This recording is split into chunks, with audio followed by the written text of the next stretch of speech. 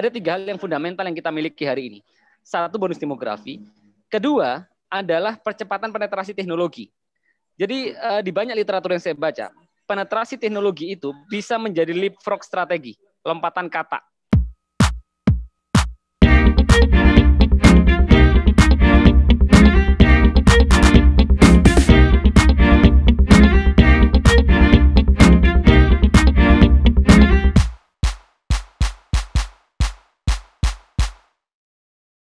Dipersilakan Mas Gamal untuk bisa memberikan paparan kepada seluruh leaders dan calon leaders millennials dan juga mantan millennials di Story Indonesia. Oke, terima kasih kawan-kawan semua. Selamat malam.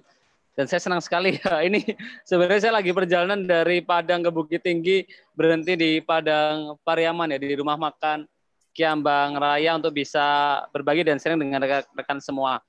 Insya Allah akan ada 3 poin dan yang mungkin saya sampaikan pada kesempatan kali ini. Pertama, perspektif saya soal tadi ya, mungkin peran pemuda dalam konteks bonus demografi. Lalu kedua, kontribusi yang bisa kita berikan. Lalu practical approach. Dan yang keempat, value-value yang menurut saya penting dan karakter mindset yang perlu kita tanamkan.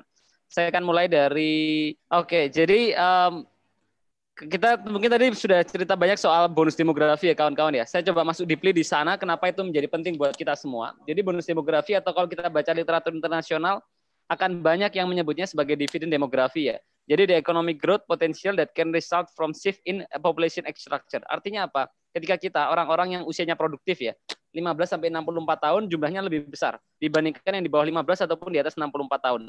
Ini kenapa penting? Karena sejarah peradaban dunia menunjukkan negara-negara yang melalui bonus demografi, mereka punya lompatan peradaban luar biasa. Jepang, Singapura, Hong Kong, Korea mengakhiri bonus demografi dengan PDB yang sangat optimal ya, 17.000, 16.000, 12.000, 11.000. Dan kondisi kita sekarang seperti kondisi Jepang tahun 50.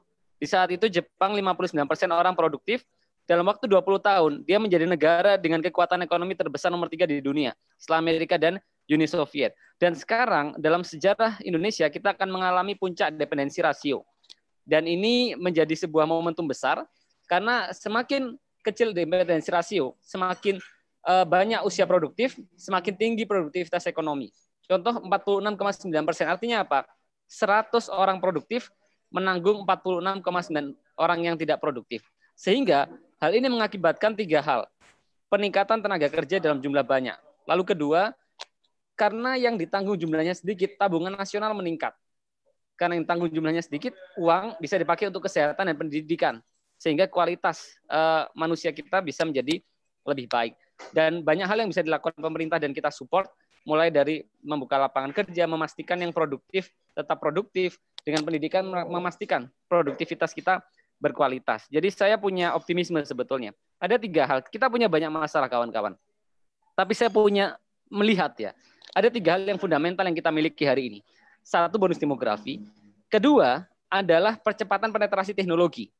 Jadi di banyak literatur yang saya baca, penetrasi teknologi itu bisa menjadi leapfrog strategi, lompatan kata.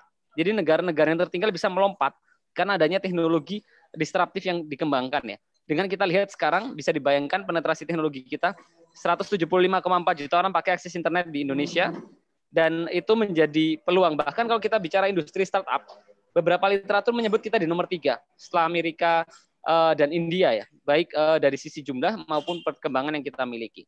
Nah, dan yang ketiga yang saya yakini adalah teman-teman semua, anak-anak muda gitu, yang kita punya tanggung jawab moral. Jadi saya yakin karena sejarah menunjukkan kita anak muda ini punya tinta emas dan saham besar dalam lahirnya bangsa dan negara Indonesia. Bangsa Indonesia lahir tahun 1928, negara Indonesia tahun 45 lahir. Dan dalam semua proses itu, anak muda yang mengambil peran kunci.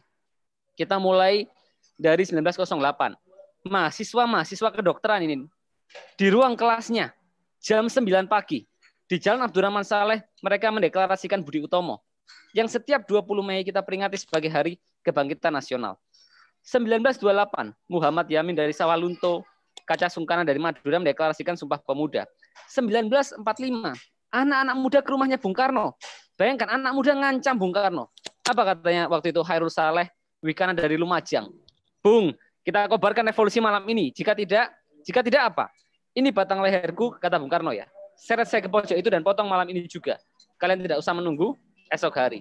Jadi Bahkan 1966, ketika ada gerakan Tritura, itu seorang pemuda meninggal, Arif Rahman Hakim.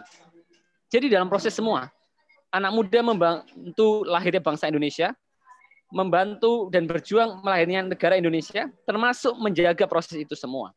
Di luar itu kawan-kawan, sekarang kita punya tren dunia yang namanya millennial takeover. Jadi sekarang generasi milenial itu mengambil alih kepemimpinan. Di Indonesia dan di beberapa negara, kita mengalami yang namanya gerontokrasi. Apa itu gerontokrasi? Ketika pemerintahan dan badan pemerintahan dipimpin oleh orang-orang tua. Nah, gerontokrasi ini yang harus kita akhiri sejarah panjangnya. Karena sekarang dunia tren anak muda. Mulai Syekh Tamim bin Hamad memimpin di usia 33 tahun. Luigi De Maio menjadi wakil Perdana Menteri Italia di usia 32 tahun. Volodymyr Groisman di usia 38 tahun. Juri Ratas di usia 38 tahun. Jadi sekarang anak-anak muda itu punya kesempatan besar. Dan saya yakin Indonesia sekarang memasuki sebuah era baru. Di mana nilai-nilai penghormatan bukan lagi diberikan kepada mereka yang punya kesejahteraan finansial, tapi diberikan kepada kita, generasi muda yang punya ide, gagasan, dan kepedulian. Dan tidak peduli usia kita, siapapun yang punya ide dan gagasan, mereka punya tempat untuk mengabdi di negeri ini.